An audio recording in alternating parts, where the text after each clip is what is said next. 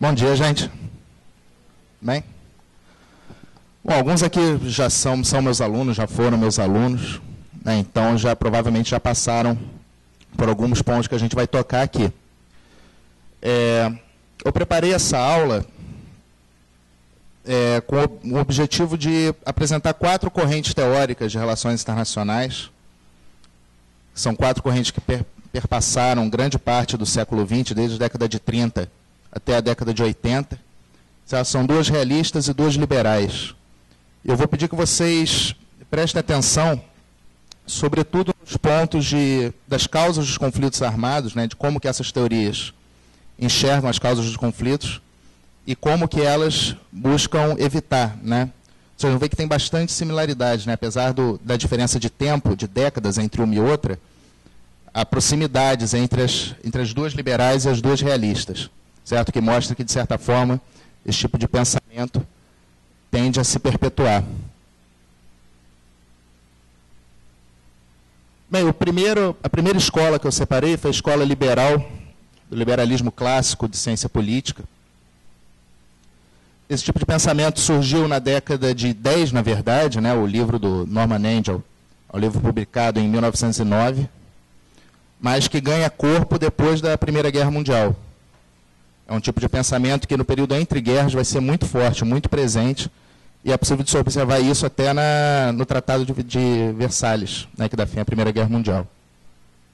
Pois bem, o Angell, quando ele escreveu esse livro, A Grande Ilusão, ele alertava principalmente para uma questão da tendência à ocorrência de conflitos na Europa, né? Ele alertava para isso. A Europa vinha de um século XIX, marcado pela Pax Britânica, quer dizer, um período de estabilidade, um período com ocorrência de poucas guerras, a única exceção é a Guerra da Crimeia. E ele via a ascensão da Alemanha, do Bismarck, né, a nova Alemanha, como industrial, militarista, como um risco à estabilidade europeia, certo? Isso já em 1909, né, antes da ocorrência, então, da Primeira Guerra Mundial. Ele destaca, além dessa questão militar, desse problema militar, ele destaca também questões da economia do período. Né, o final do século XIX para o século XX foi o período que, mais até do que esse período que a gente vive agora, foi um período de intensa internacionalização do capital. Certo? Então, o capital britânico, por exemplo, estava fluindo seja para o hemisfério sul, né, isso inclusive o Brasil, seja para a África, para a Ásia. Certo? Então, você tem um aumento do que hoje a gente chama de interdependência. Se eu estiver indo muito rápido, gente, vocês podem pedir, tá, para ir mais devagar. Se tiverem dúvida também, podem perguntar a qualquer momento, tá, sem problema. Pois bem, esse é o contexto histórico, então, em que o Angell vai escrever o seu trabalho, certo? A Grande Ilusão. Ele vai alertar, a grande ilusão a que ele se refere, né, é o fato de que as potências europeias, nesse período, tinham um erro de percepção de que era possível obter vantagens econômicas, obter prosperidade econômica a partir da guerra. Certo? De que forma que seria obtida essa prosperidade? A partir da aquisição de novos territórios, a partir da aquisição de mercados consumidores, de fontes de matérias-primas. Certo? Essa era uma ideia corrente no período e que é muito marcado também no Tratado de Versalhes. Né? Se vocês pegarem o texto do tratado, vocês vão ver que a maior parte das cláusulas refere-se à transferência de território, à transferência de riqueza de um país para o outro. Certo? Então, a previsão dele de que isso iria ocorrer estava correta, de certa forma. Certo? Dúvida, gente? Está aqui? Nada? Questões? Ótimo. Pois bem, ele vai afirmar que guerra e prosperidade são elementos excludentes, né, que essa percepção de que guerra é igual a prosperidade, de que guerra traz prosperidade, é uma visão errônea. Certo? Dado o período de internacionalização do capital, né, a criação de interdependência entre os países torna inútil a guerra como fonte de riqueza. Certo? Por que isso?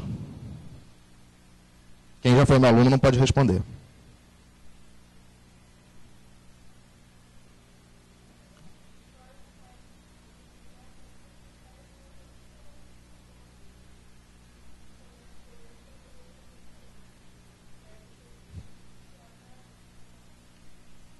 Exatamente. A ideia central é de que a prosperidade de um país depende do outro, né? Algo não muito diferente do que se pensa hoje.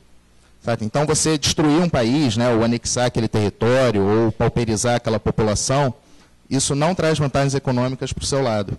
Certo? Isso só te prejudica. Está claro isso? Isso é importante. A gente vai ver que isso aí é um discurso que continua ainda na década de 70, é um discurso que hoje ainda é bastante utilizado, né, pelos pacifistas, pelo pessoal liberal. Pois bem, a gente já falou então de interdependência, certo? E a questão principal aqui é por que então que há conflito. Certo? Se existe interdependência e a guerra é uma inutilidade do ponto de vista econômico, do ponto de vista da prosperidade, por que existe conflito? Por que os países entram em conflito? Alguma sugestão?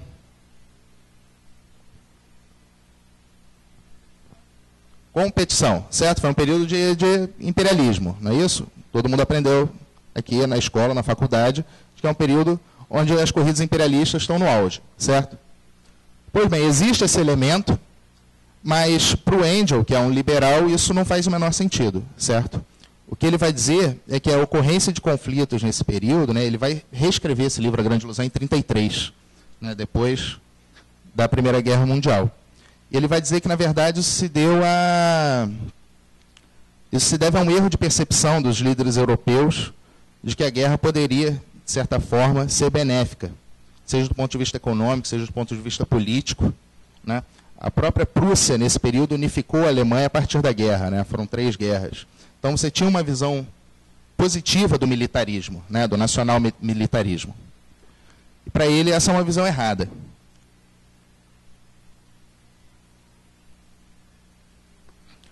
Pois bem, e como resolver o problema, então? Como fazer com que os países não entrem em guerra? Como que você previne que isso ocorra? Segurança coletiva, certo? Vocês já fizeram a minha aula, vocês já sabem a resposta, certo? Não vale, né? O que ele propõe, na realidade, é um sistema que vai ser posto em prática depois da Segunda Guerra Mundial, que é um esquema de segurança coletiva. Está todo mundo familiarizado aqui com segurança coletiva? Todo mundo sabe o que é? Alguém? Oi?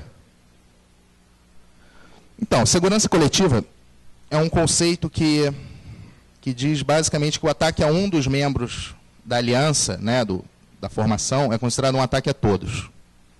Certo? Isso faz com que a defesa de um país seja responsabilidade de todos os outros. Concorda? Não, tudo bem, não precisa concordar com o que ele diz. Tem um monte de gente aí que discorda, né? Mas, enfim, essa é a visão, né? É uma visão que norteia, por exemplo, a OTAN hoje. A OTAN é uma organização de segurança coletiva. Certo? Se qualquer país atacar um membro da OTAN, todos os signatários do acordo são obrigados a atacar esse país agressor. Certo? Na visão do Engel, nesse período, para evitar que ocorresse uma corrida armamentista novamente, né, que foi o que não aconteceu, né, a gente teve uma Segunda Guerra Mundial, todos os países deveriam manter um mínimo de exércitos, né, de forças armadas. Certo? Um mínimo para sua defesa.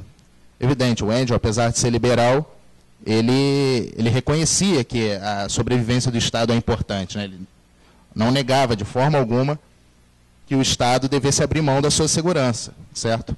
Mas a ideia dele é que a segurança do Estado fosse compartilhada por todos. Está claro? Isso é uma visão que vai ter um contraste muito grande com os realistas que a gente vai ver agora. Certo, gente? Dúvidas aqui? Dos liberais? Assim, eu estou correndo um pouquinho, porque, enfim, para apresentar 4 correntes, eu vou ter que dar uma corrida, mas no final, se vocês tiverem alguma dúvida, alguma coisa, tá? Fiquem à vontade.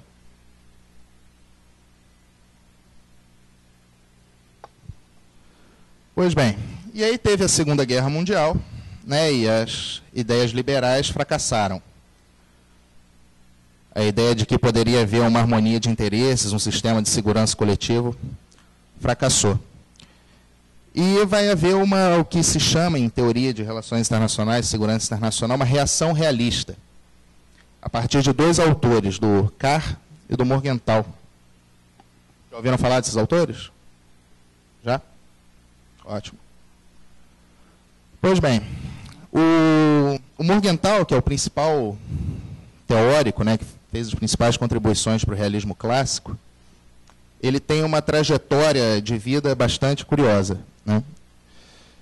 E que vai influenciar bastante a forma dele pensar a natureza humana.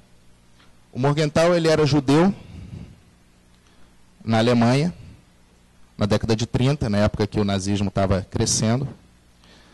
E, como judeu esperto que ele era, ele resolveu fugir da Alemanha. Fugiu da Alemanha, foi para a Áustria. Né? E aí o que os alemães fizeram? Invadiram a Áustria. Né? Aí ele pensou, bom, não dá mais para ficar na Áustria, eu vou para Paris. É Paris, uma cidade boa, legal. E aí os alemães foram e invadiram Paris. Aí ele desistiu de ficar na Europa, né, bom senso, e foi para os Estados Unidos, onde ele se tornou membro do secretariado. Certo? Então ele começou a fazer parte da Secretaria de Estado dos Estados Unidos e formular a política externa americana na Guerra Fria.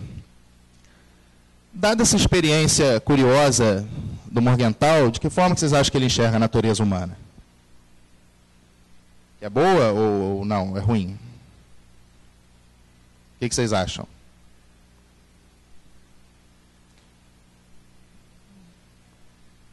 Diria que é péssima, né? A pior possível, né? O cara foi perseguido aí quase 15 anos.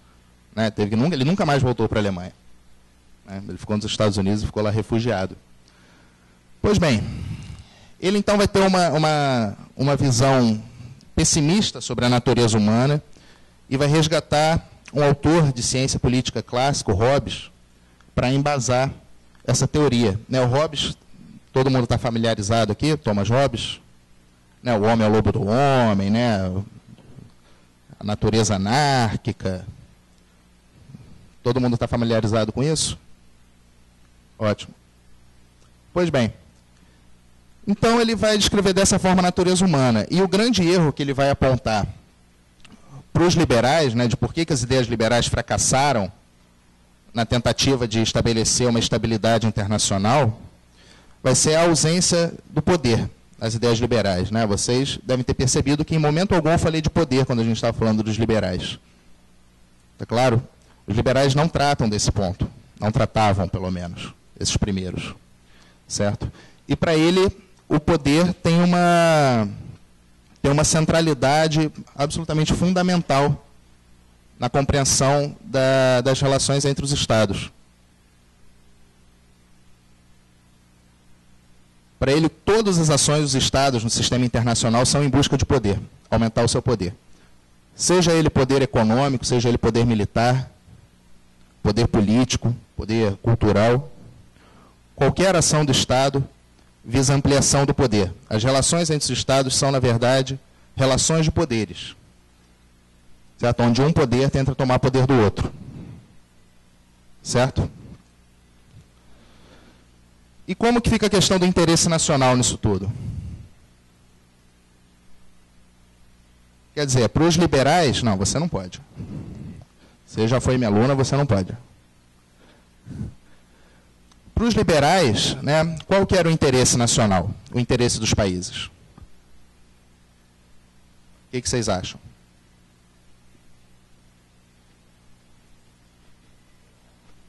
Prosperar, né? Prosperidade, não é isso? Então, vamos todos nos integrar para que possa ser, para que a gente tenha prosperidade, se desenvolva, etc, etc. Esse era o interesse nacional para os liberais, o pensamento liberal.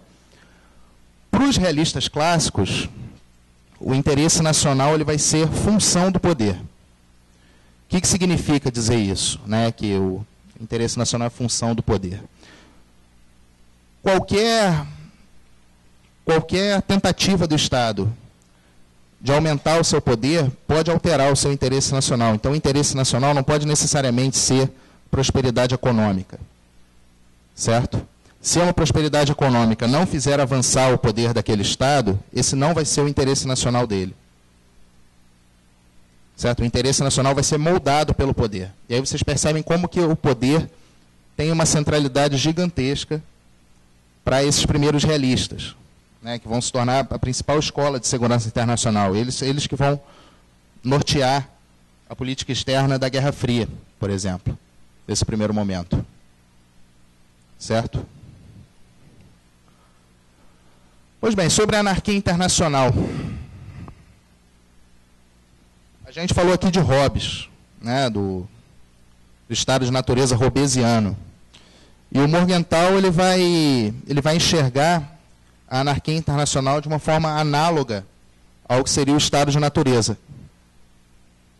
Então, se no estado de natureza hobbesiano todos os indivíduos entram em conflito entre si, ou potencialmente estão em conflito, né, na anarquia internacional, no sistema internacional, por não haver uma autoridade central capaz de impor a força, capaz de impor a ordem, os estados vão viver numa situação similar de conflito, ou de potencialidade de conflito. Certo? Ele vai fazer essa passagem do estado de natureza hobbesiano para o sistema internacional anárquico. E daí que entra uma característica importante do sistema internacional, que é a permanência do conflito. É impossível você eliminar o conflito nas relações internacionais. Diferente para os liberais, né, que os liberais afirmavam que era possível haver harmonia de interesses, era possível os estados cooperarem, para os realistas não. Para os realistas, como todos os estados buscam poder e não têm uma autoridade central capaz de ordenar esse sistema, os países vão a todo momento entrar em conflito. Certo? Então está aí a causa do conflito. Né? Por um lado, a natureza humana, e por outro lado, a estrutura do sistema, as características do sistema. Pois bem, mas como resolver isso? Né? O Morgenthau, enfim, ele era da Secretaria de Estado dos Estados Unidos, e ele não queria que houvesse guerra. Né? Ele também não queria sair matando todo mundo. Certo? Como que ele propõe, então, que haja estabilidade no sistema, nesse sistema anárquico? Alguém sugere? Oi? Equilíbrio de poder, né? Está ali projetado. Né? Ele vai afirmar que a única forma de você dar alguma forma de estabilidade ao sistema internacional é fazendo equilíbrio de poder. E ele descreve 3 formas em que é possível haver esse equilíbrio. Um equilíbrio multipolar, quer dizer, onde você tem vários polos que se equilibram. Um unipolar, quer dizer, só tem um polo. E o bipolar, onde você tem 2, né, que é a representação perfeita da Guerra Fria. Né, você tem a União Soviética e os Estados Unidos. Para ele, essa é a forma mais estável que o sistema internacional pode tomar. Certo? Onde um vai balancear o outro. No unipolar, a estabilidade é precária, porque, enfim, só um dos lados, né? Só existe um lado, na verdade. Então, ele pode fazer o que ele quiser no sistema internacional. Claro, não existe nenhuma força que seja capaz de impedir os avanços desse Estado. No multipolar, o equilíbrio é mais estável por conta da dificuldade de estabilizar diferentes forças. Então, o bipolar, para ele, é a melhor forma de evitar a ocorrência de conflitos no sistema internacional. Certo, gente? Dúvidas? Não? Pois bem, essas ideias vão vigorar desde a década de 40 até 70, né? Por 30 anos que os realistas vão, de certa forma, ser a escola mainstream de segurança internacional.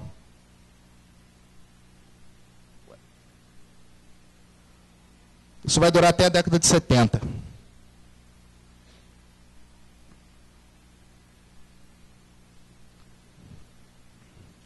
A década de 70, ela foi caracterizada por um período que muitos autores chamam de declínio da hegemonia americana, né, fim da hegemonia americana. Enfim, um período marcado por reveses na política de poder dos Estados Unidos. Isso em diversas áreas.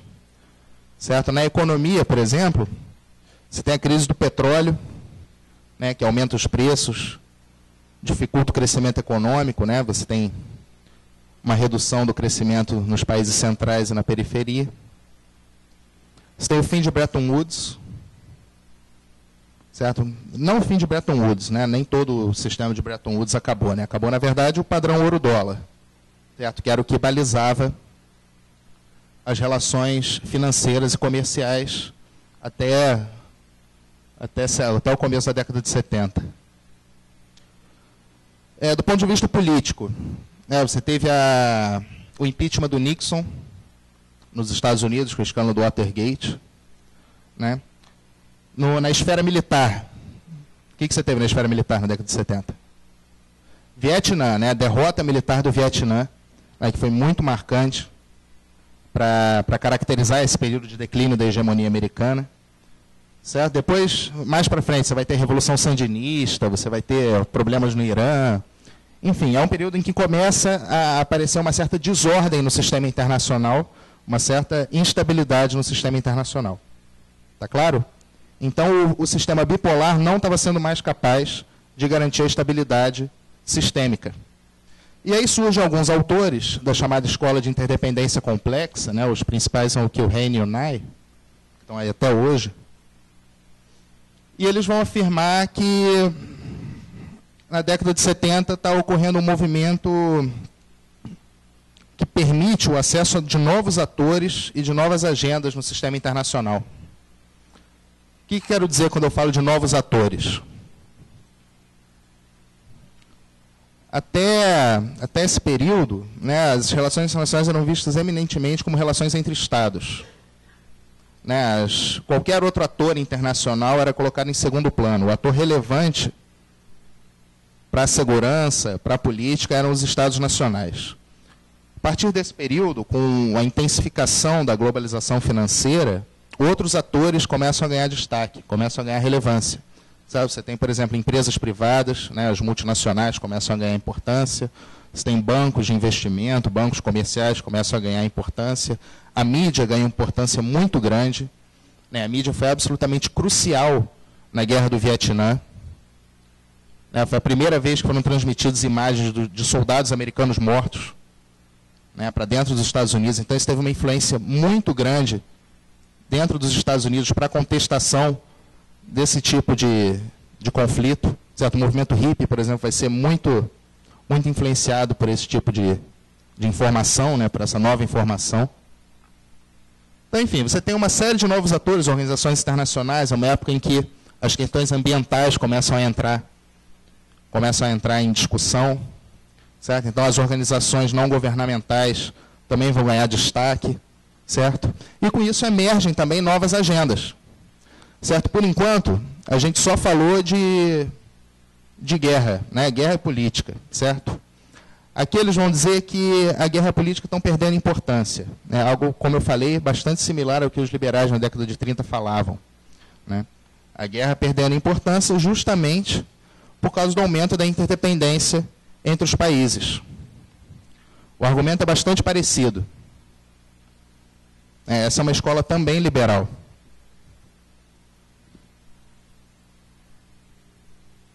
Dúvida, gente? Está aqui? Nada? Bem. Pois bem, você tem então a emergência de novos atores, de nova agenda, né, que vai diluir essa agenda que a gente chama de high politics, né, que é a agenda de segurança e política. As questões ambientais vão tomar relevância, as questões econômicas vão ganhar relevância, vão começar a ser discutidas entre os estados vão perder força, vão começar a ter que dialogar com outros atores, e tudo isso indicava um declínio da hegemonia, como a gente via desde o final da Segunda Guerra. Está claro? É a hegemonia que tinha conseguido estabilizar o sistema, né? A bipolaridade que tinha conseguido estabilizar o sistema. Pois bem, e se essa hegemonia estava acabando, estava em declínio, né? Como que os autores dessa escola apontavam a possibilidade de cooperação e de harmonia entre os países?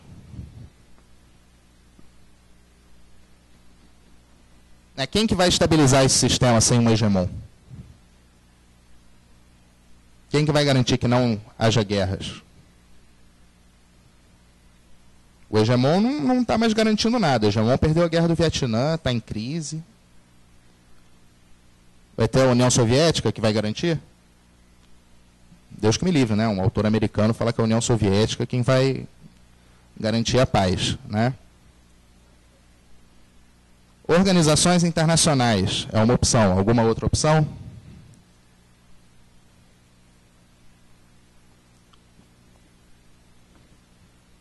Mais alguma ideia? Nada? O que eles vão dizer não é que exatamente são as organizações internacionais, né? O que eles vão dizer que são os regimes internacionais que vão ser capazes de evitar o conflito e manter a cooperação entre os países. Então você vai ter nesse período um aumento muito grande dos regimes de armamento, por exemplo, né? Data desse período TNP, Tratado de Não Proliferação Nuclear, certo? Você vai ter um aumento dos regimes de meio ambiente, dos regimes políticos, dos regimes econômicos, certo? Vão ser esses regimes que vão ser capazes de fazer a manutenção da paz mundial. Claro, a partir da cooperação entre os Estados. A grande questão aqui é que em que termos que se dão esses regimes, certo?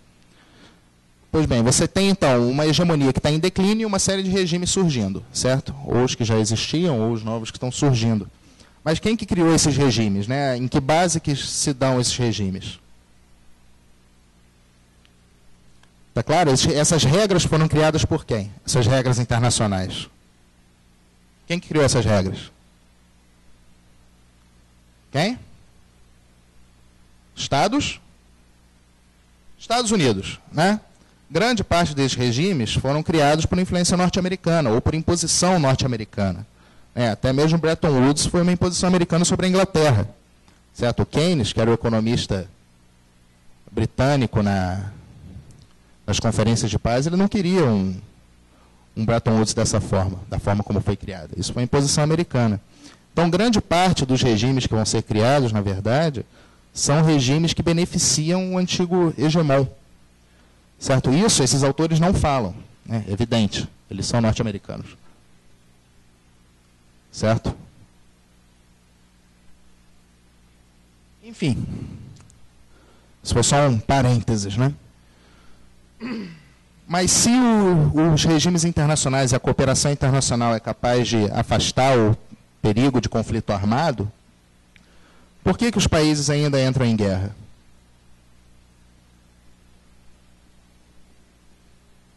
Certo? Os regimes ocuparam o papel que era do hegemon. É isso que eles estão falando. De estabilizar o sistema. Mas por que existe guerra ainda? Oi? Novos inimigos. Alguma outra possibilidade?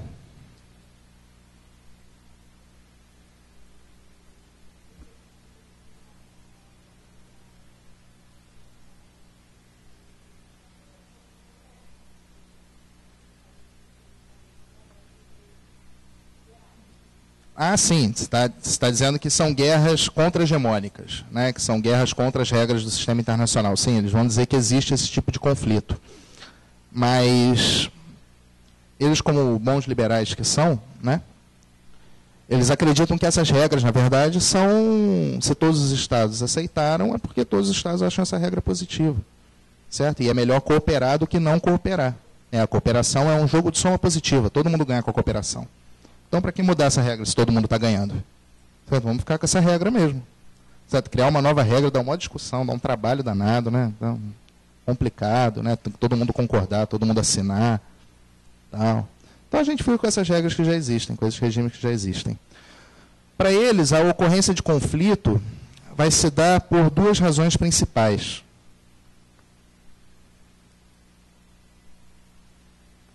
Em primeiro lugar,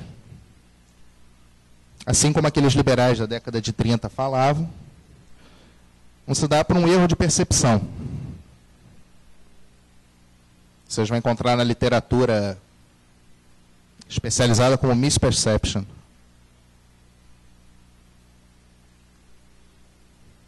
Então, um erro de percepção que leva esses estados à guerra. E a segunda causa, que está relacionada com isso, são as assimetrias de informação. A cooperação não está funcionando como deveria. Um dos papéis dos regimes e da cooperação internacional é que sirva como um fórum de diálogo, de debate, de informações entre os Estados. Certo? O que é a Assembleia da ONU?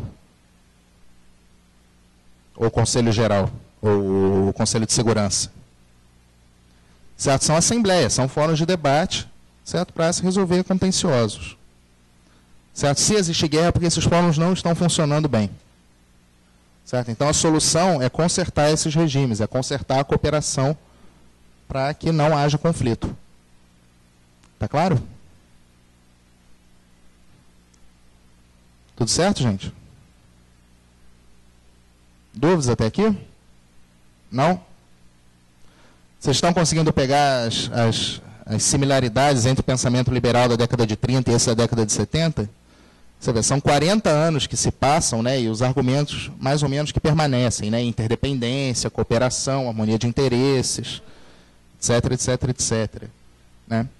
Isso se mantém na década de 90. Na década de 90 você tem algumas outras teorias, né? Você tem a teoria da paz democrática, você tem algumas outras coisas que mantêm esses mesmos argumentos, né, de interdependência.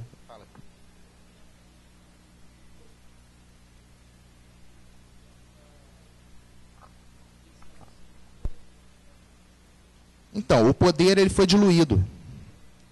O poder é diluído, o poder não é mais militar. Né? O poder militar perde importância dada a interdependência. Certo? Então, por isso que você tem novas agendas, novos atores. Né? Os Estados precisam debater outros temas além de segurança. Certo? Porque a força militar não é mais possível. Os Estados Unidos perderam a guerra do Vietnã. Nem a maior potência militar da época conseguiu vencer uma guerra. Então, as forças armadas, o poder militar, perde importância. Né? Perde essa capacidade de ser o centro de referência, né? De se um Estado é poderoso ou não. Certo?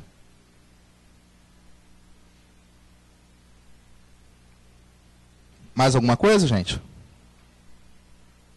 Nada? Gente, se a gente vai terminar antes a aula, gente. Eu tinha separado um tempinho para a gente discutir alguma coisa. Nada mesmo? Então tá bom.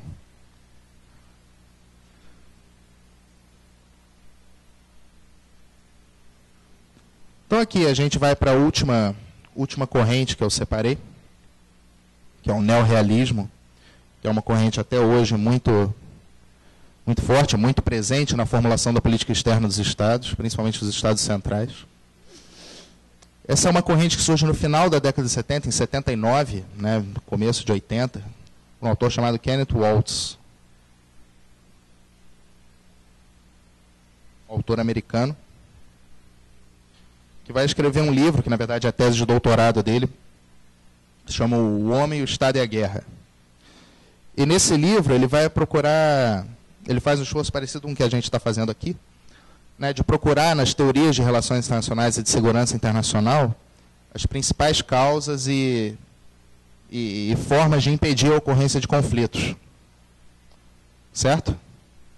Então ele vai pegar todas as correntes de pensamento, desde os autores clássicos de ciência política, e vai separar esses autores pelo nível de análise dessas escolas. Então ele separa 3 níveis de análise. O primeiro nível é o indivíduo, o segundo nível é o Estado, e o terceiro nível, o sistema. E vai procurar definir aí onde que estão as causas da guerra para conseguir impedir a ocorrência de conflitos. Certo? Aí ele pega o primeiro nível, indivíduo. Né? Quais escolas de pensamento que enxergam no indivíduo as causas do conflito? A gente acabou de ver uma.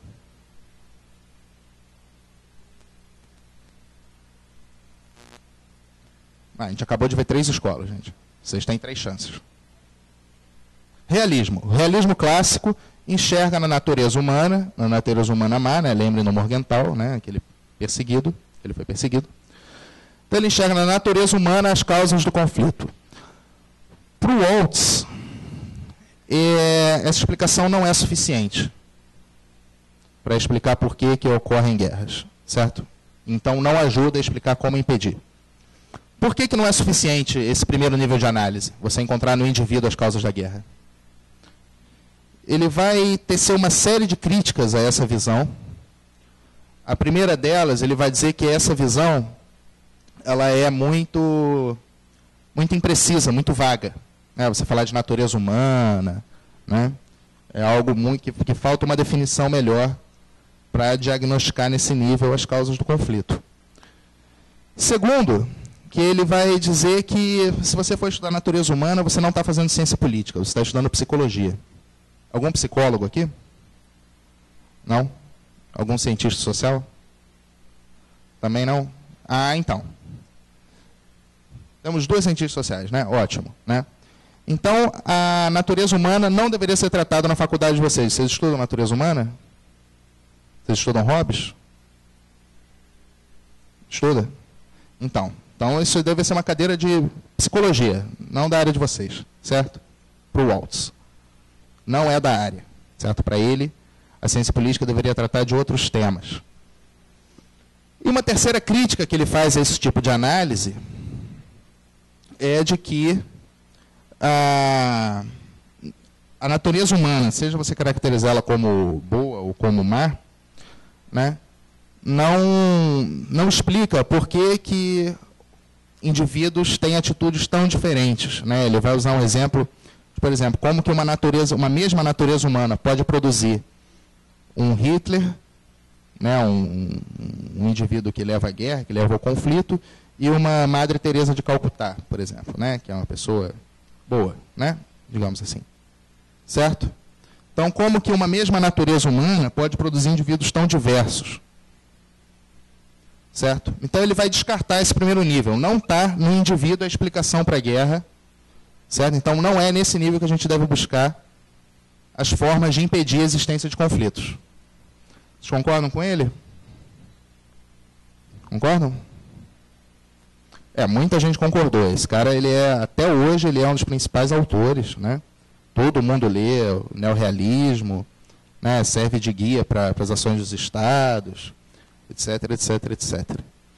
Aí ele vai para o segundo nível, né? A ideia de que a organização interna dos estados, as instituições dos estados, é que levam os estados a entrar em guerra. Nesse lado, nesse nível, a gente tem 2 correntes principais, que eu não citei aqui. Você tem as ideias liberais, de que democracias não entram em guerra entre si, né, e que existe interdependência. Então, os países liberais tendem a ser menos belicosos. Né, essa é uma ideia que vem desde Kant. Né, para o Kant, as repúblicas seriam menos propensas a entrar em guerra. Né, ele escreve isso no Tratado da Paz Perpétua. É uma ideia que está aí já há 200 anos, quase. Pois bem, ele critica essa ideia liberal e critica também o outro lado, ele critica os marxistas. Né? Como que os marxistas veem o Estado? O que é o Estado para o marxismo? Oi? Uma estrutura de dominação. Certo? De quem por quem? De uma elite sobre a base. De uma burguesia sobre o proletariado. Certo? Então, o Estado serve como um instrumento para avançar os interesses de uma burguesia. Isso é o que os marxistas falam. Vocês concordam com isso? Vocês estudaram no colégio o quê? Sobre imperialismo. Que um país não tinha mais para onde colocar o seu capital, não é isso? É isso? E começou a exportar capital para os outros países, certo? Essa é uma ideia que vem, na verdade, de um autor chamado Lenin. Vocês já devem ter ouvido falar. Né? Ele escreveu um livro chamado Imperialismo, Etapa Superior do Capitalismo, certo? Onde ele diz exatamente isso. Né? Ele diz que, quando se esgotam as possibilidades de reprodução do capital dentro do território nacional, essas elites vão levar ao conflito pela exportação desse capital. Certo? E aí, quando 2 potências querem disputar uma mesma área, elas entram em guerra. Certo? Pois bem, ele vai criticar isso aí. Ele vai dizer que, o Waltz, no caso, né? Ele vai afirmar que esse segundo nível também não explica o porquê dos estados entrarem em guerra, dado que estados liberais, que não deveriam ser propensos a fazer a guerra, entram em guerra, e estados marxistas também, ou estados socialistas, comunistas, que não deveriam fazer o conflito, o fazem. Certo? Então, as instituições internas dos estados não explicam muito, não ajudam muito a explicar o porquê que os países fazem guerra. Entenderam? Tá claro? Tá certo, gente? Dúvidas? Esse segundo nível? Não? Nada? Bom. Pois bem. O livro do Waltz, como eu falei, se chama O Homem, o Estado e a Guerra, né? Se a guerra não está nem no primeiro nem no segundo nível, ela vai estar no terceiro, certo? Não à toa ele chama, no título do livro, ele chama esse terceiro nível de guerra já, né? O nível sistêmico. É nesse nível que ele vai encontrar as raízes dos conflitos armados. Por que vocês acham que é no terceiro nível que se encontra as causas da guerra para o Waltz, para os neorrealistas? Muito bom, né? Ele vai resgatar de novo, né? Ele é um neorrealista, né? Quer dizer, ele está trazendo de volta a tradição realista, certo? E os realistas viam, na verdade, os realistas clássicos viam na natureza humana a causa do conflito. Ele, como já foi descartado aqui, ele não enxerga na natureza humana as causas das guerras, né? Mas ele enxerga, sim, na anarquia do sistema internacional as causas do conflito. Certo? Ele reconhece que existe anarquia, né, que não existe uma autoridade central capaz de impor a ordem ao sistema internacional. Então, o sistema internacional é anárquico. E essa anarquia e a busca de poder pelos estados impele esses estados à guerra. E qual que é a solução para acabar com isso, com esse problema? Oi? Uma autoridade central. É possível isso? O que vocês acham, gente? É possível haver uma autoridade central? A ONU vai ser um governo mundial? Eu estou dentro da ONU, não devia falar isso, né? A ONU vai fazer? A ONU tem forças armadas? A ONU tem poder coercitivo? Ou as tropas que fazem missões de paz são dos países que emprestam para a ONU? E aí os soldados só colocam um capacete azul. As tropas são nacionais, a ONU não tem. Não existe soldado da ONU, né? Soldados são dos países, certo? Então a possibilidade de haver um governo mundial ainda é bastante remota, certo? Em grande parte indesejada pelos países, né? Você vê hoje a União Europeia, por exemplo, né? Que era o projeto mais avançado de você ter uma autoridade política supranacional e que hoje está sendo destruída, né? A Inglaterra já falou que quer denunciar grande parte dos acordos, né? A Alemanha não entra em consenso com a França, né? Enfim, o caráter nacional ainda é bastante forte, né? A questão nacional ainda é muito importante, certo? Então não é a criação de um governo mundial, de um grande Leviatã. O que mais vocês acham que pode ser a solução?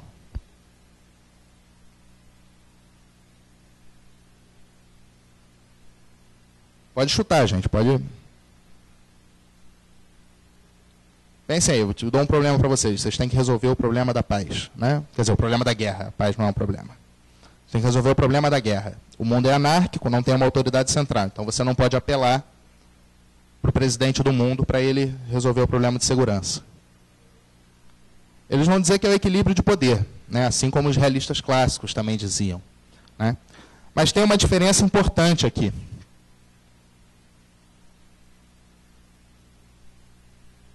O equilíbrio de poder para o realismo clássico do Morgenthau, aquele da década de 40, ele era algo que era impelido aos estados, que era imposto aos estados pela anarquia. Certo?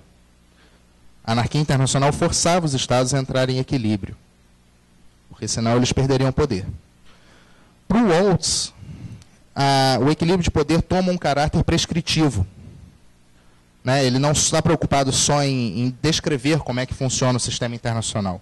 Ele tem uma preocupação também em prescrever como que os Estados devem agir para evitar a ocorrência dos conflitos. Então, quando o Waltz diz que os Estados devem buscar equilíbrio de poder, ele está, na verdade, fazendo uma orientação política para esses Estados. Os Estados devem buscar o equilíbrio de poder. O equilíbrio de poder não é algo automático, como é para o realismo clássico. Certo? Ele tem que ser algo que é buscado. Certo, gente? Está claro? Alguma dúvida? Nada? Exatamente. Exatamente. Aqui é um período onde vai ser resgatado, por exemplo, a centralidade do Estado, né? Então, essa história de novas agendas, novos atores, o Waltz vai dizer que não é isso, o Estado continua sendo o ator principal das relações internacionais. Né? A agenda de segurança ganha um novo vigor, certo? Então, os assuntos de segurança são retomados, né? A segurança volta a ter uma importância. Não à toa que na década de 80 você vai ter uma série de outros conflitos que na década de 70 não houve, né? Na década de 80 você vai ter a guerra do Afeganistão, né? Você vai ter conflitos na América Central. Depois, no começo da década de 90, você tem a guerra do Golfo, você tem uma série de outros elementos, certo? A questão militar volta a ganhar destaque. Certo? E esse equilíbrio de poder seria buscado através de alianças, né? Através de acordos. Mais alguma coisa, gente?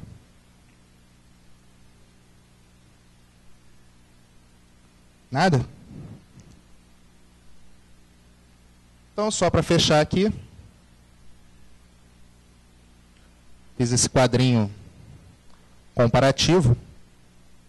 A gente tem ali as 4 escolas que a gente viu aqui, rapidinho.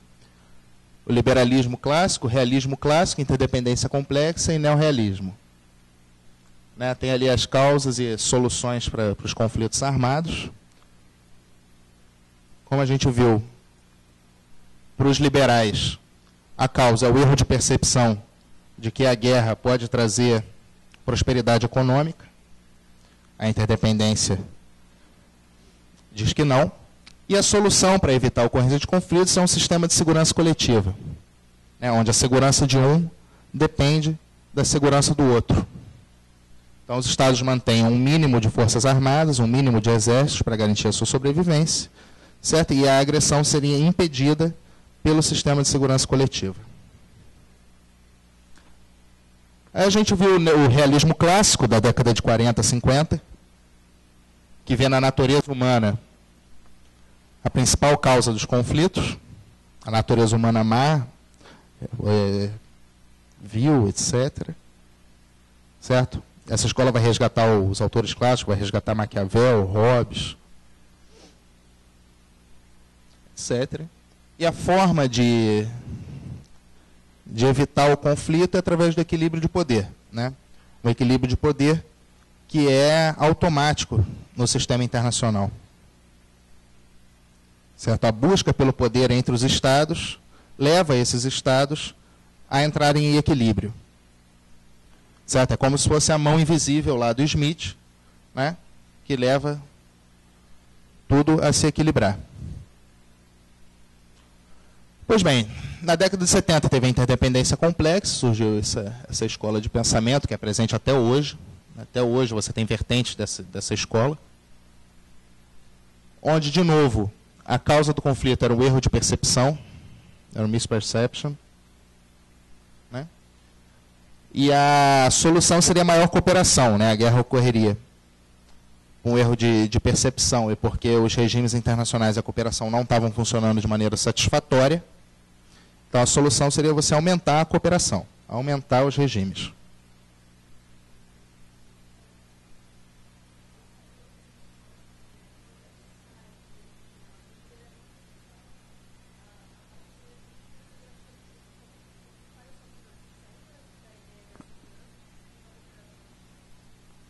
Como assim?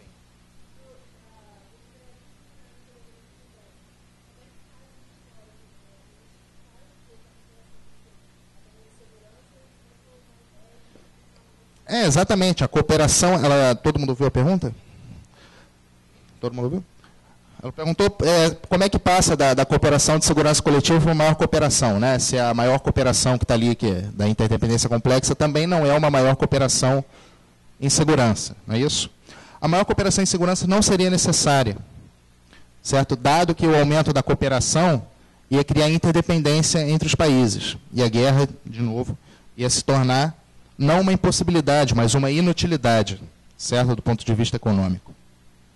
Claro, então você não precisa fazer um sistema de segurança coletivo, basta você criar interdependência, basta você se globalizar, basta você ser um liberal. Certo? Oi.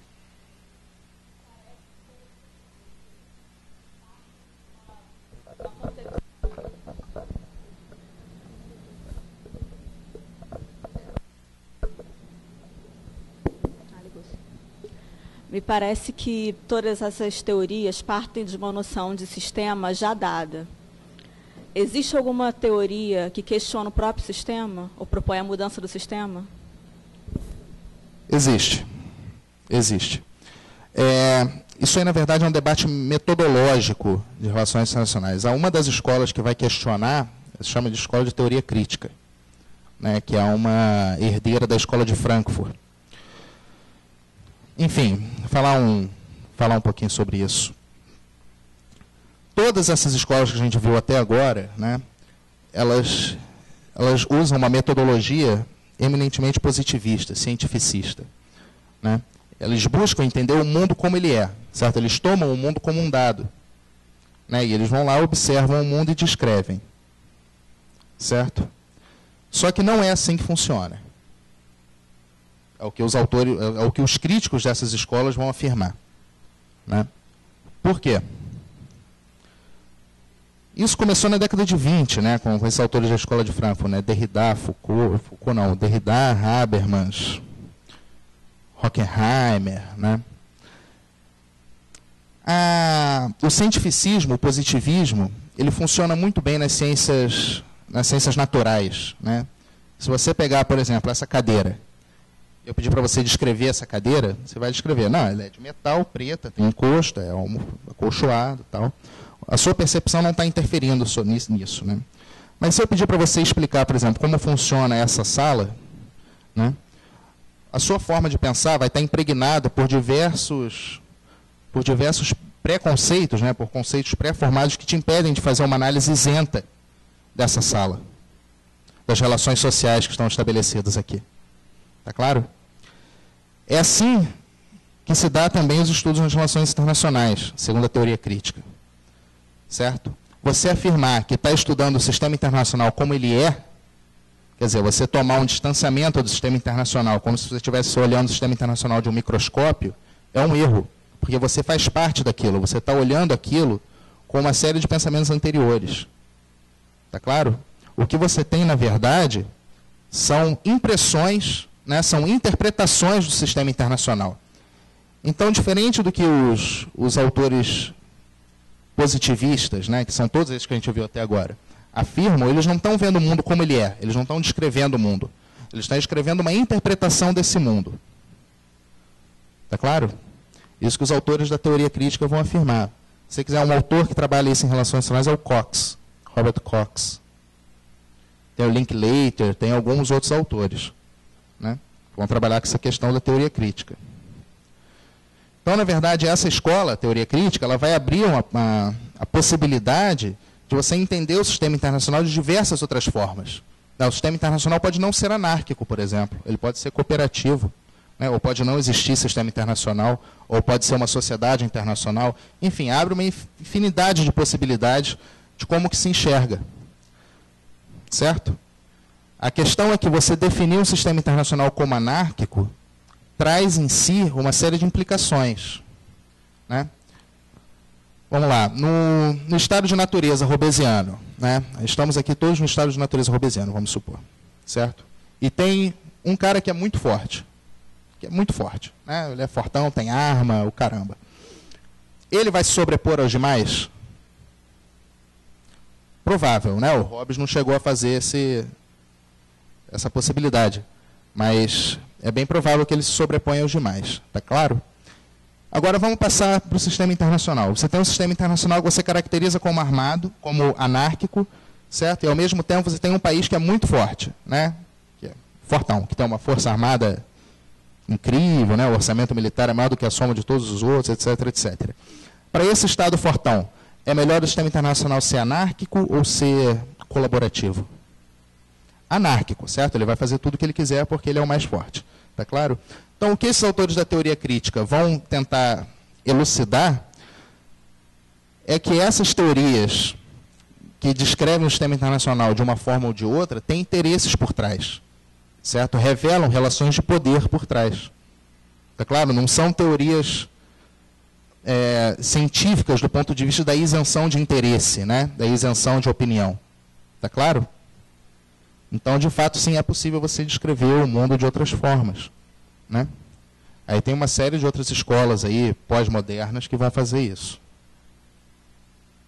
Não sei se respondi, ou me perdi no meio da pergunta.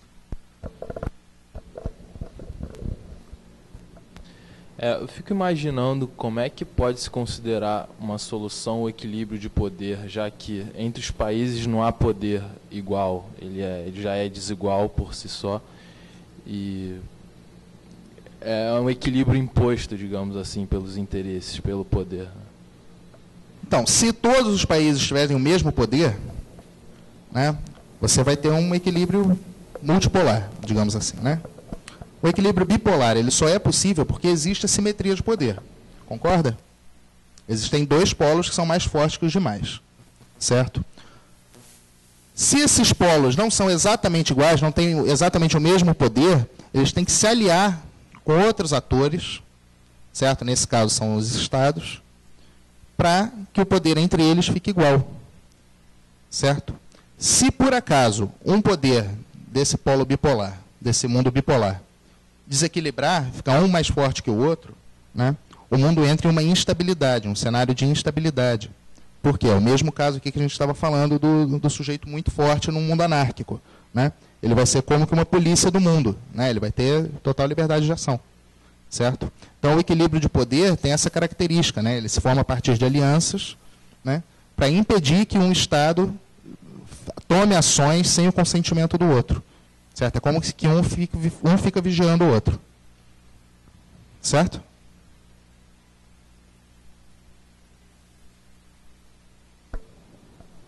Mais alguma coisa, gente? Só por saber, a maioria dessas teorias vem de americanos? Vem. Ou americano ou britânicos. Americanos ou britânicos. A escola de Frankfurt, né, enfim, como o próprio nome já diz, ela é uma escola de... A teoria crítica é uma escola de tradição alemã. Não à toa que é revisionista, né? Os alemães sempre foram revisionistas. Certo? Mas a maior parte das escolas americanas e britânicas são escolas de manutenção do status quo.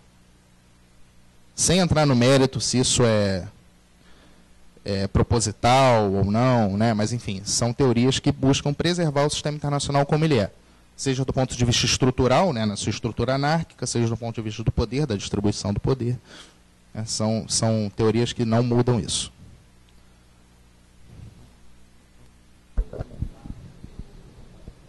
Como o senhor comentar na parte do neorrealismo, sobre o equilíbrio de poder, eles trabalham, eu não consegui compreender muito bem, os ganhos relativos e os ganhos absolutos, se eu não me engano, nessa teoria, não é? Uhum.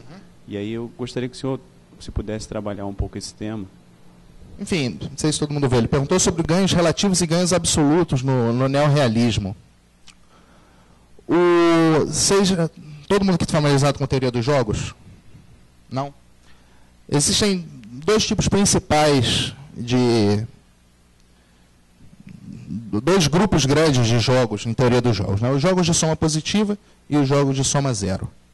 Certo? Os jogos de soma positiva acontecem quando uma cooperação, quando um ganha, o outro também ganha. Certo?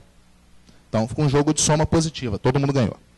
Os jogos de soma zero, que é o que os realistas colocam, vamos dizer que o ganho de uma parte necessariamente implica na perda de outra. Certo? O poder é sempre relacional. né? Se você aumenta o seu poder sobre mim, necessariamente eu diminuo meu poder sobre você. Não existe ganho. Não existe soma positiva. Para o neorrealismo, é isso que vai acontecer, né? Os ganhos absolutos, né, são sempre ganhos relativos. Certo? Porque o poder, para o neorrealismo, ele é relacional. Certo? Ele é fluxo, ele não é estoque. Né? Não importa o quanto que você tenha, por exemplo, de armas nucleares. Né? Eu posso ter armas nucleares para destruir 30 vezes o mundo. Se a União Soviética tiver para destruir 31, eu vou ter que superar isso. Certo? É basicamente essa a ideia. Né? Do poder ser algo onde um ganha e outro perde. Certo? Mais alguma coisa, gente?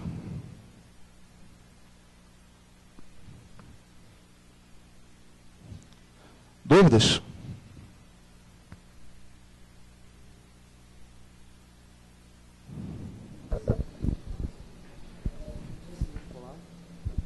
Pode. E como é que ele se daria na forma multipolar, com o equilíbrio de poder? Seria qual a melhor escolha para essa corrente? Ser bipolar ou multipolar? Não haveria... Bipolar. Bipolar, sem sombra de dúvida. A multipolaridade, a rigor, né, se você pegar em última análise, todas as três formas de equilíbrio tendem à bipolaridade. Certo? No mundo multipolar, por exemplo, ocorrência de guerras é possível, porque o equilíbrio entre esses diversos polos é mais difícil. Certo? Você tem que equilibrar diversos interesses, diversos poderes. Né? No unipolar, aqui o caso que a gente já comentou, né, o Estado mais poderoso manda no sistema internacional. Certo? Quando um único Estado manda no sistema internacional, a tendência é que um outro grupo de Estados se forme, certo? E faça um counterbalance, que chama, né? Um contrabalanceamento desse equilíbrio de poder. No multipolar, a tendência é que um conflito armado surja, certo? E daí surge uma configuração bipolar dessa balança. Certo? Então, todas tendem à bipolaridade.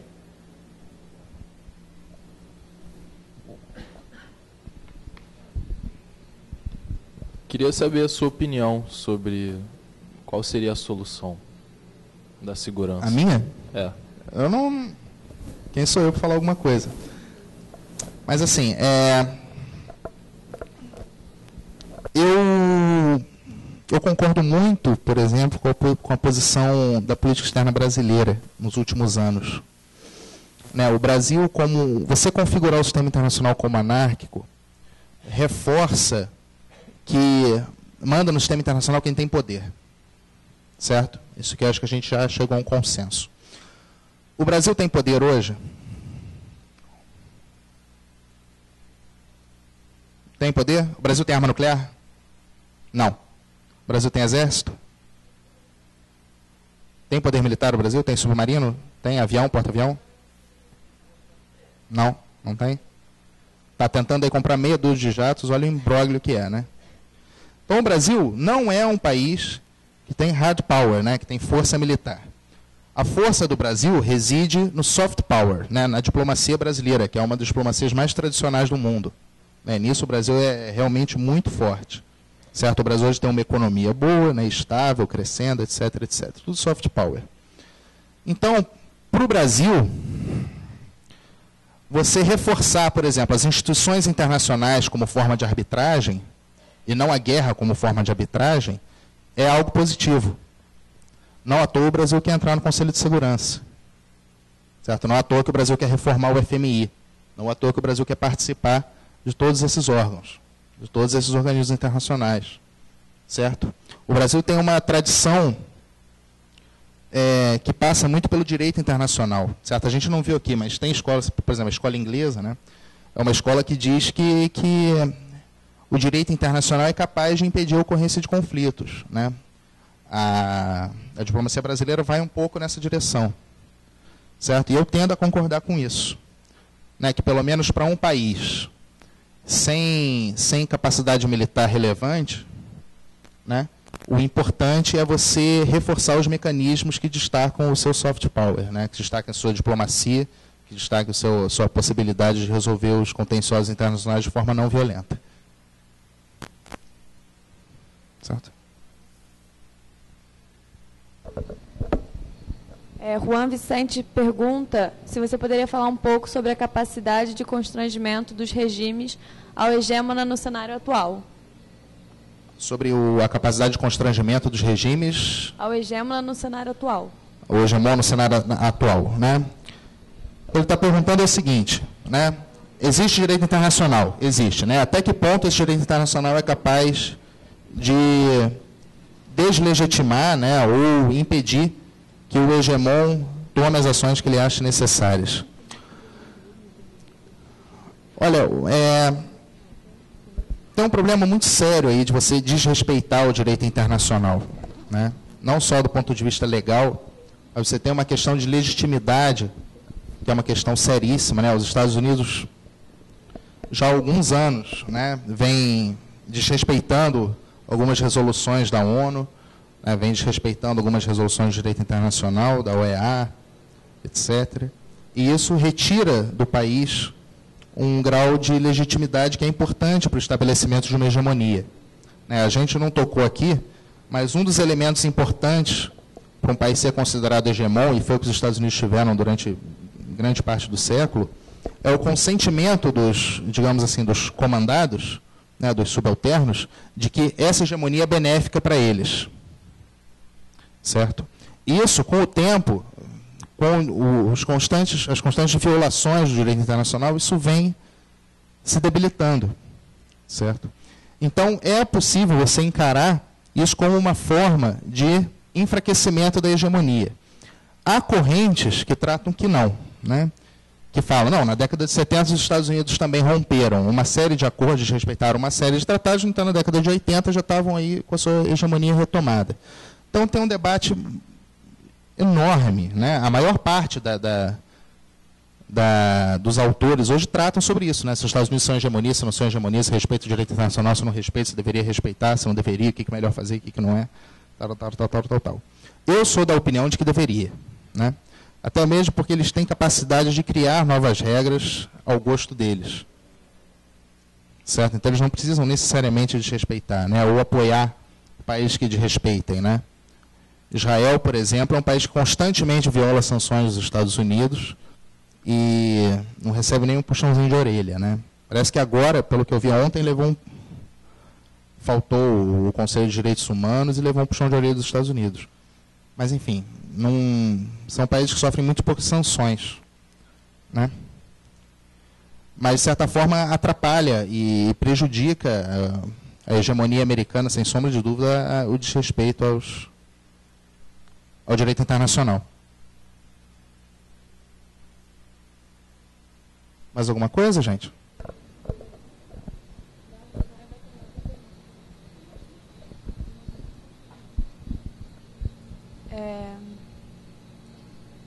Um outro internauta pede um ponto de vista sobre o conflito na Síria. Conflito na Síria. Eu acho legal que a gente vai de um ponto ao outro, né? A gente passou da década de 30 até o conflito na Síria. Todo mundo aqui está sabendo o que está acontecendo na Síria, né? Uma guerra, praticamente um cenário de guerra civil, né? O que acontece? A Síria, por muitos anos, foi um dos pilares de apoio do governo americano para estabilizar o Oriente Médio, né? A Síria e o Irã. E o Irã resolveu esse problema com a Revolução Islâmica, né? Uma revolução lá que eles fizeram na década de 80. E a Síria está tentando resolver isso agora. Certo? Então, é uma revolução que tem um caráter nacionalista muito grande. É uma revolução que tem um caráter, eu não diria democrático, né, mas tem um caráter de mudança de regime muito grande e que, de certa forma, tem a capacidade de desestabilizar a região. Né, o número de refugiados, acho que saiu essa semana, já passa dos 700 mil. Né, e os refugiados, hoje em dia, são uma das formas, a gente não tratou aqui, mas existe uma escola de pensamento de segurança internacional que trata só sobre isso, né, se chama Escola de Copenhague. Né. e que vê o problema das migrações em massa como um problema de segurança internacional. Então, o conflito na Síria não é só um conflito civil armado, uma guerra civil, certo? Ele está se tornando um conflito internacional já, certo? E aí é esperar os desdobramentos que isso vai ter para a estabilidade da região, né? O Irã essa semana lançou com sucesso um foguete, não sei se vocês viram, né? E está dando andamento aí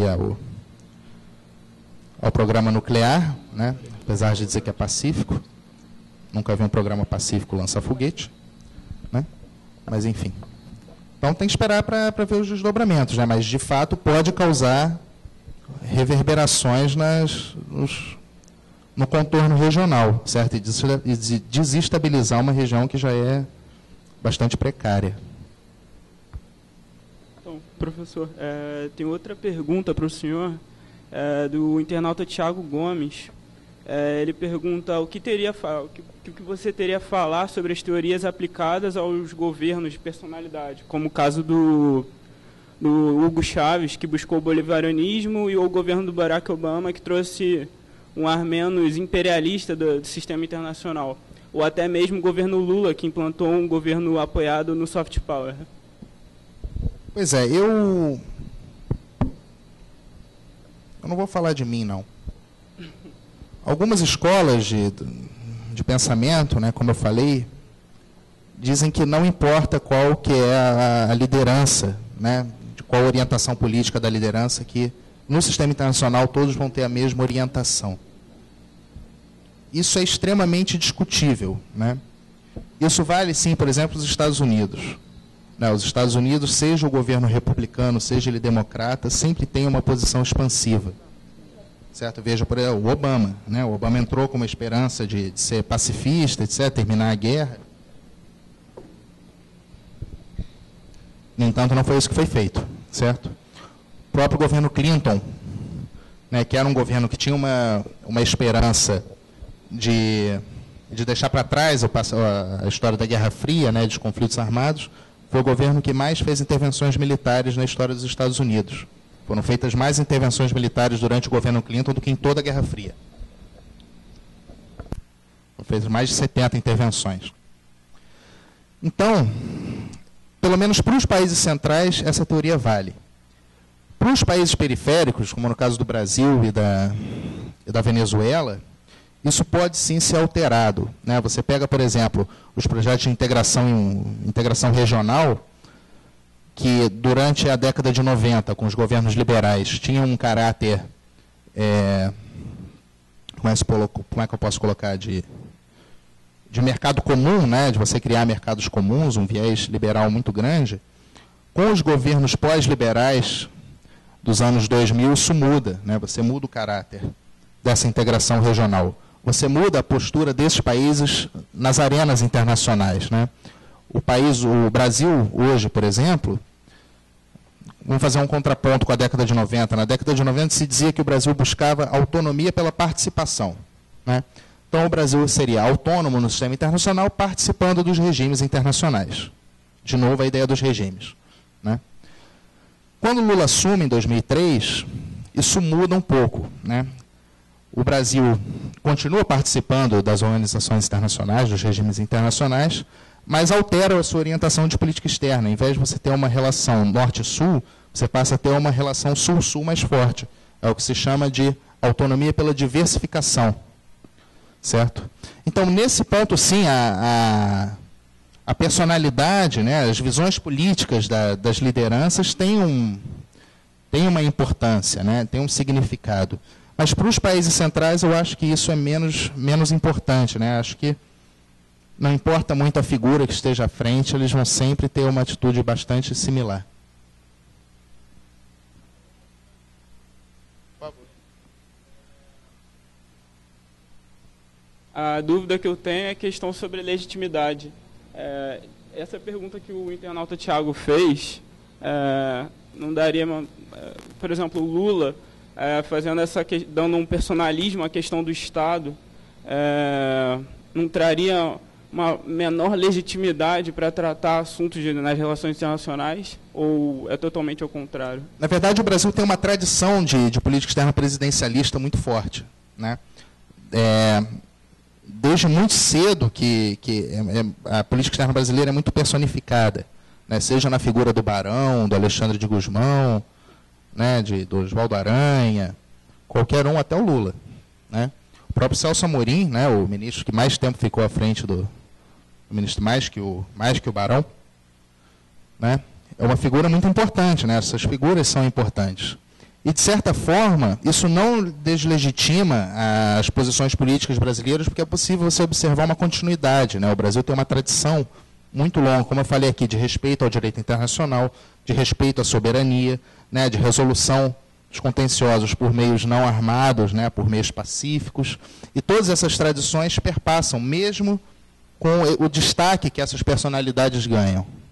Certo? Então, eu não acredito que, de forma alguma, você ter uma liderança pessoal na condução da política externa atrapalhe ou deslegitime as posições brasileiras no cenário internacional.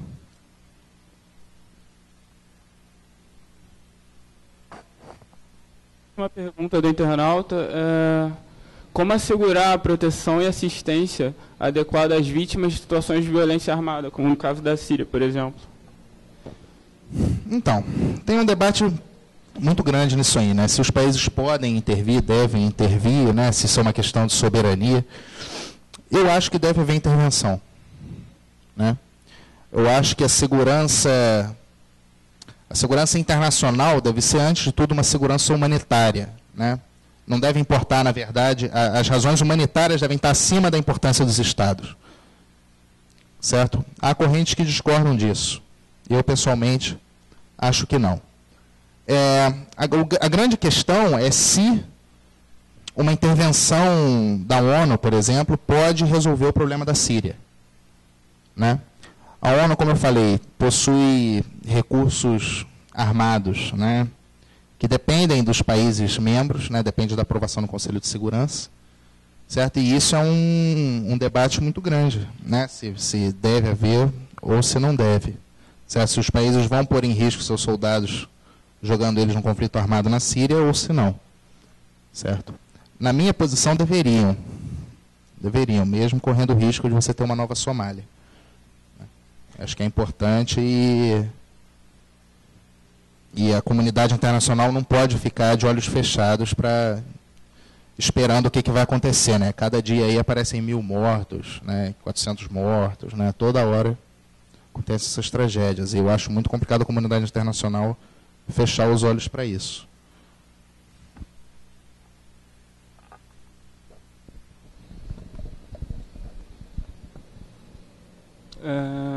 Uma última pergunta. É possível afirmar na divisão de poder a partir dos Estados, Estados núcleos do cenário atual? Deixa eu refazer a pergunta. É possível afirmar na divisão de poder a partir de Estados núcleos no cenário atual? Ou seja, os países agora estão voltados mais para a influência regional do que para o próprio pensamento global? Não, eu acho que pelo contrário. Pelo contrário, eu acho que o pensamento global é o que dá tônica hoje, né? Isso aí eu não tenho a menor dúvida, né? Seja pela expansão da China no Sudeste Asiático, seja a permanência americana com tropas militares no mundo inteiro, né? Ou mesmo o Brasil, quando busca diálogo com todas as partes do mundo, né? Com países intermediários, né? Como, por exemplo, os BRICS, é uma iniciativa de diálogo com países em desenvolvimento, né? Aí você pega a comunidade de língua portuguesa, é Sul-Sul, né? Você pega G20, Davos, é Brasil com o Norte. Então, todos os países hoje têm relações globais, né? As relações não se restringem só a regionais. Quando são regionais, são, na verdade, para impulsionar a capacidade de diálogo nas relações globais que esses países têm, certo? Para aumentar a voz desses países no cenário internacional, certo? Alguém tem mais alguma outra dúvida, algum outro ponto para levantar? Porque foi o último ponto levantado aqui na internet. Então... Mais alguma coisa, gente? Todo mundo quer almoçar, né? Tá bom. Tá, gente, muito obrigado, viu? Espero que vocês tenham gostado. Certo? E meu e-mail, não sei se passaram para vocês, se vão passar. Mas, enfim. Qualquer coisa eu passo aqui para o pessoal da organização, eles repassam, se quiserem entrar em contato, qualquer dúvida, qualquer coisa. Tá ótimo? Obrigado, então.